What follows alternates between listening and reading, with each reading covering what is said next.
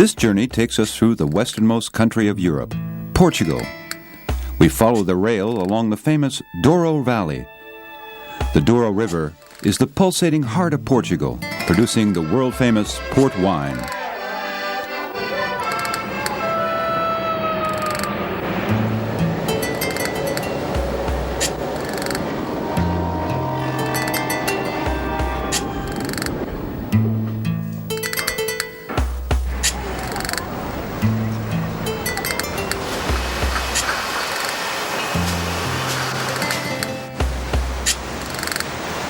As far back as man can remember, the river, more than 200 meters wide, winds its way from the interior of Portugal through the mountains to flow into the Atlantic Ocean. Tourists don't come here very often. On the rough mountain slopes, animals have all the freedom to roam.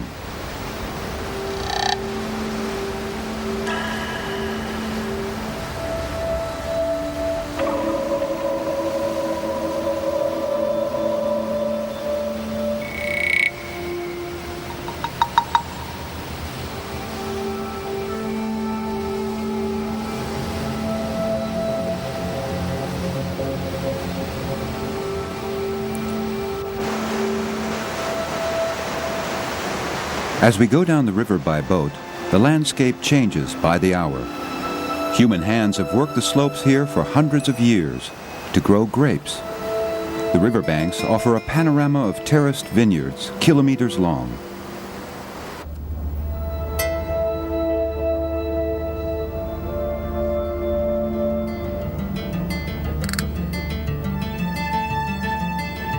The difference in the fall of the river is great. Consequently, we have to pass through many locks to get to lower areas.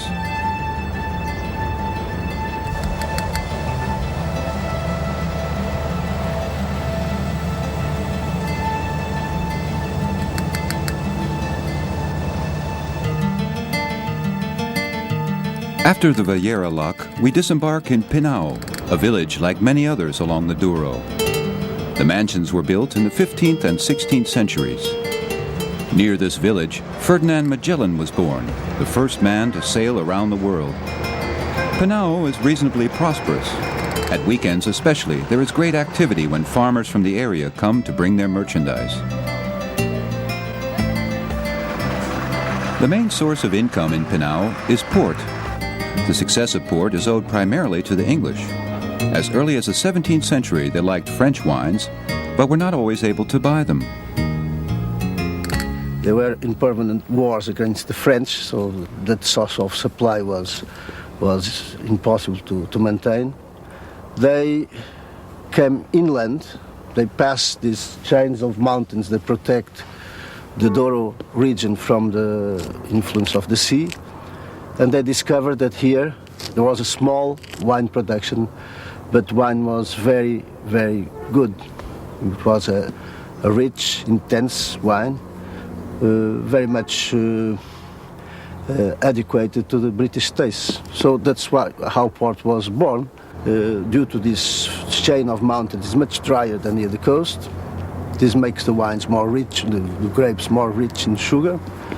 The soil is very poor. As you can see, it's basically slate. It's a rock that's very arid, but as it is not a compact rock, it helps in keeping the water in the crevices from winter time to summertime.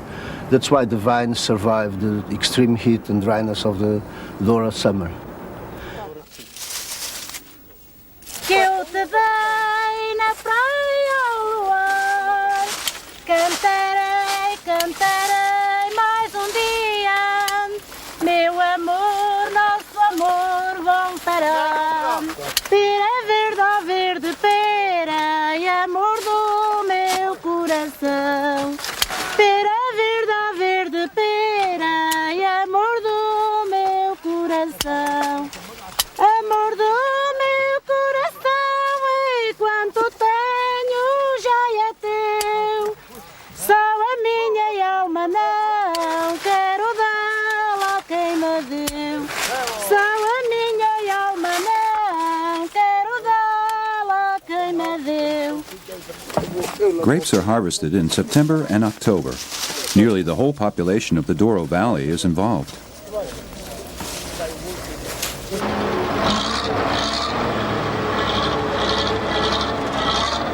As soon as the bunches of grapes are picked, the pressing can start.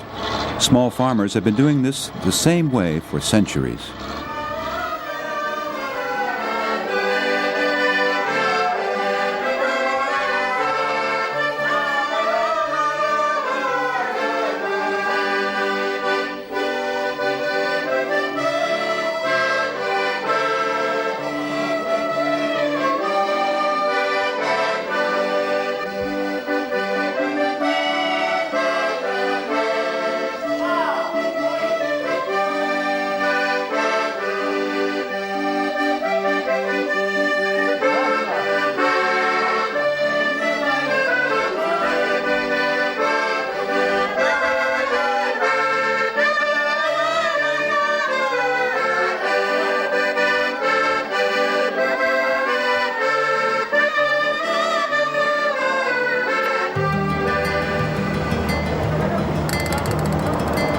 Even though Pinhao is small, it does have its own railway station.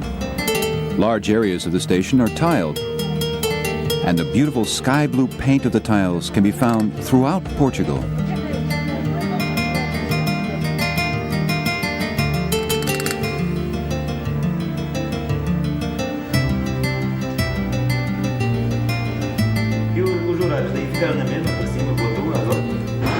The engine driver of the only train that passes here daily reports to the station master. We board the train and continue towards Porto.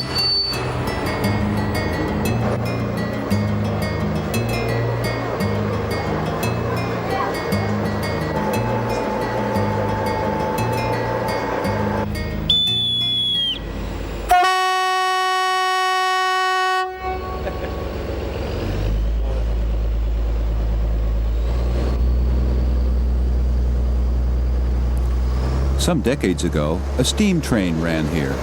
Today, passengers travel in an aluminum diesel train.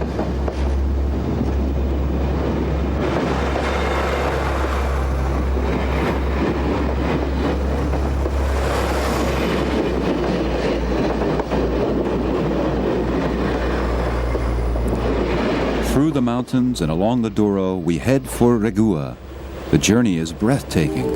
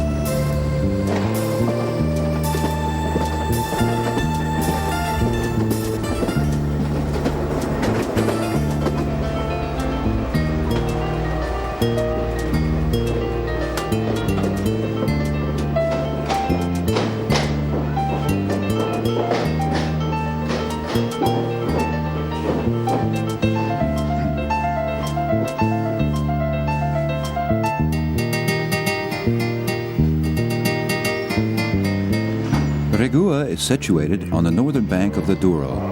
This small town is especially known for its hot springs. Regua is also famous because one of the oldest port houses is situated here. But we have not disembarked for the port or the springs. Instead, we cross the river to go to Lamego. This place is considered the cultural capital of the Douro Valley. The glamorous center of Lamego is the Cathedral of Senhora dos Remedios. Tens of thousands of visitors from all over the country come annually to this holy place built up against a mountain.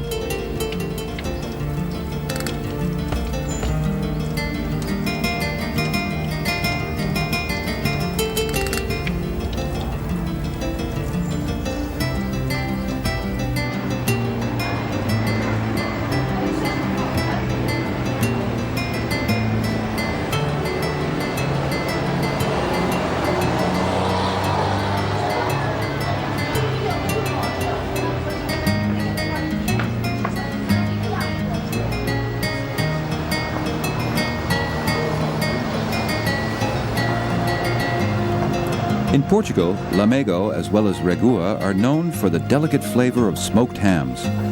In both places, they hang on the corner of every street. They're made with craftsmanship, as is so much work done here.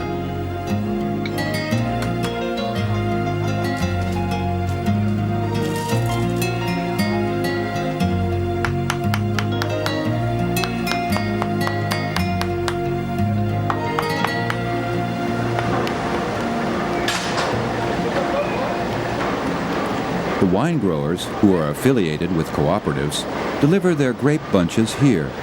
The grapes are weighed and then processed by modern means.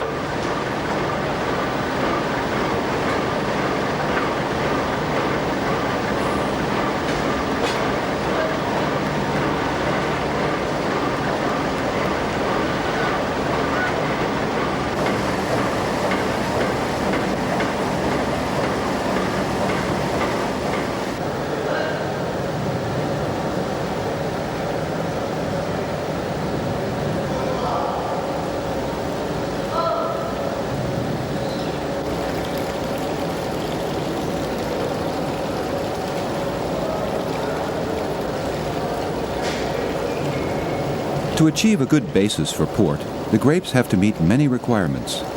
The secret of good port lies in a mixture of excellent wine and about 20% brandy distilled from wine. This, together with the ideal climatic circumstances, a special soil condition, and centuries of experience, counts for the unique flavor of port.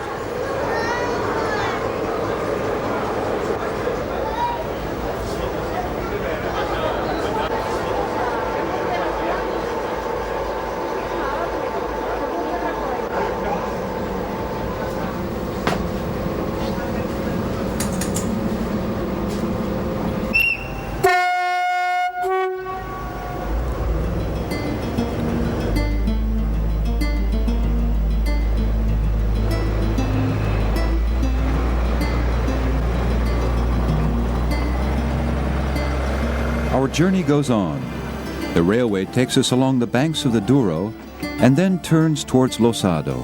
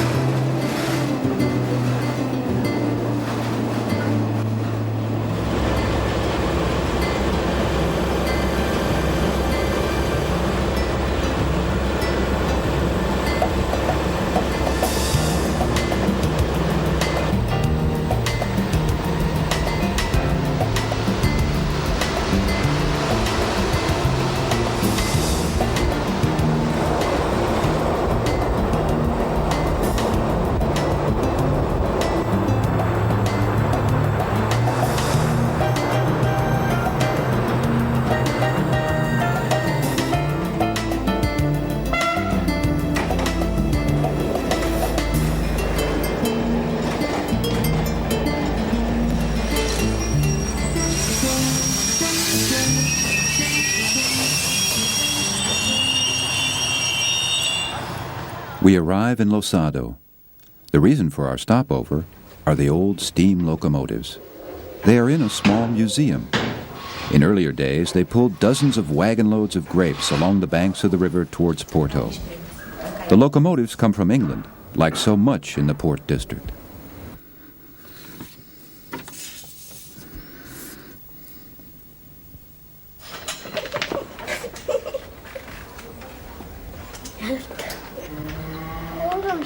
The collection in the Railway Museum is large. We even find an old hospital carriage there, beautifully preserved. In these carriages, the sick or wounded could be transported quickly, although the bumpy ride across the mountain slopes must not have been a pleasant one. One of the showpieces is a locomotive from 1873. This colossus was built by the British firm Hawthorne and Company. Apart from the locomotives, the museum has a choice of elegant and special carriages. People without a knowledge of trains, as well as the experts, can find their delight here.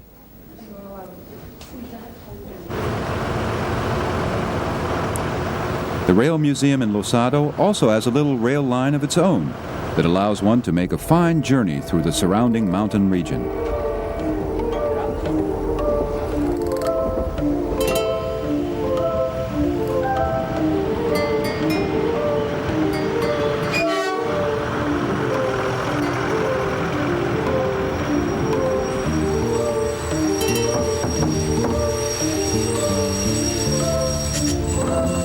We leave Losado and start on our way to our final destination, Porto.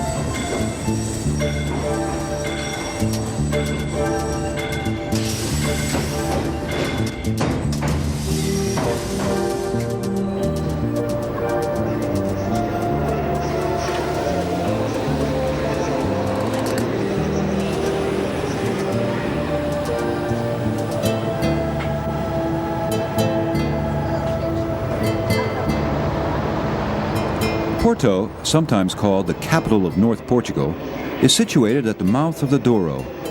It is the center of the Costa Verde, the green coast. The station itself announces the beauty of the city, with its beautifully painted tiles decorating the walls.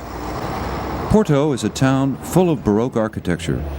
The stately mansions here form a decor for great activity, as almost 500,000 people live and work here.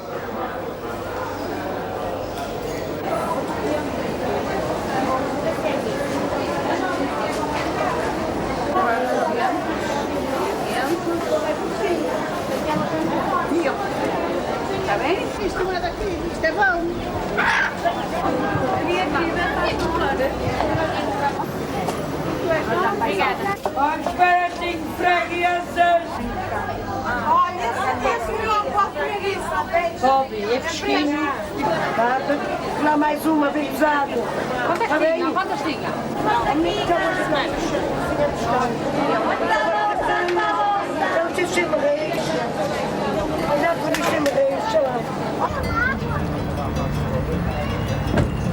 The banks of the Douro are connected by beautiful bridges. The finest of these is the Ponto de Louis I. This iron bridge was built in the tradition of the great French architect Eiffel.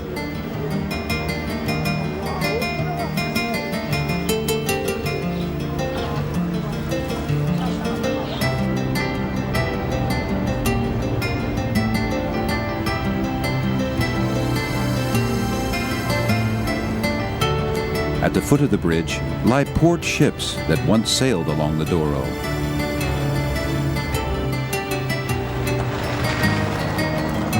Porto, the city that gave its name to the drink that is so important to its economy. It still is the center of the port trade. Tens of thousands of bottles of port are stored in the numerous cellars there. Some are more than 200 years old.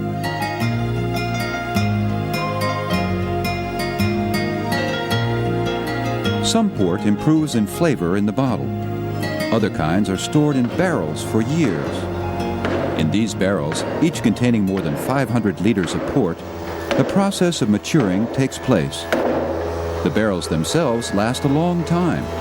When the wood is saturated, they are taken apart, dried and put together again, as it has been done for hundreds of years.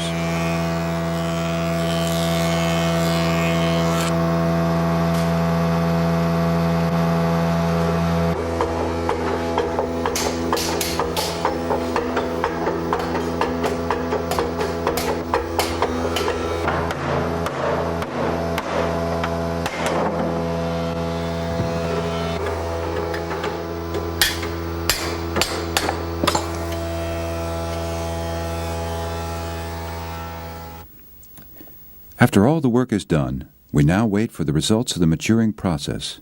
A good year for grape cultivation plays an important part in this. If it is a very good year, and this happens in a decade 3 or 4 times, we, after 2 years of staying in the vats, we decide it's a vintage. And then we take the wine into bottle and start aging the wine in bottles there. A tawny port is a blend of different years, whilst the vintage is only a 1-year port wine aging in bottle. Tawny ages in wood, and it's a blend of different years.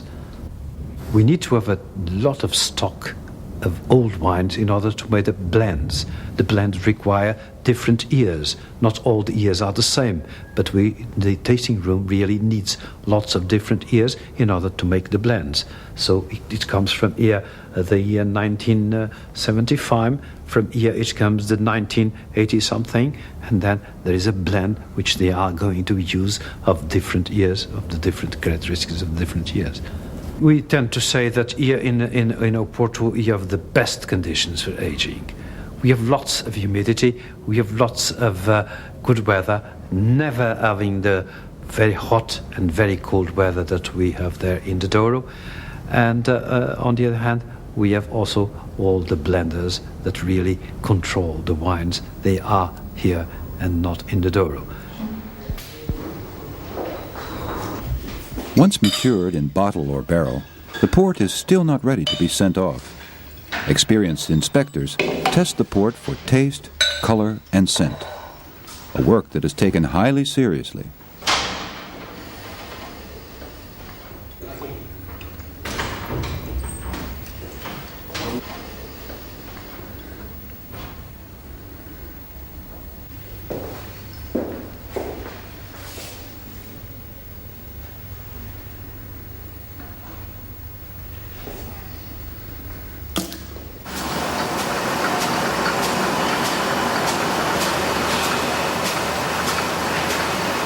Then, when approval is received from the inspector, the port may be bottled. These bottles are exported all over the world. For the grapes that once grew on the banks of the beautiful Douro, a long journey, sometimes even years in length, has come to an end. Splendid. Really splendid.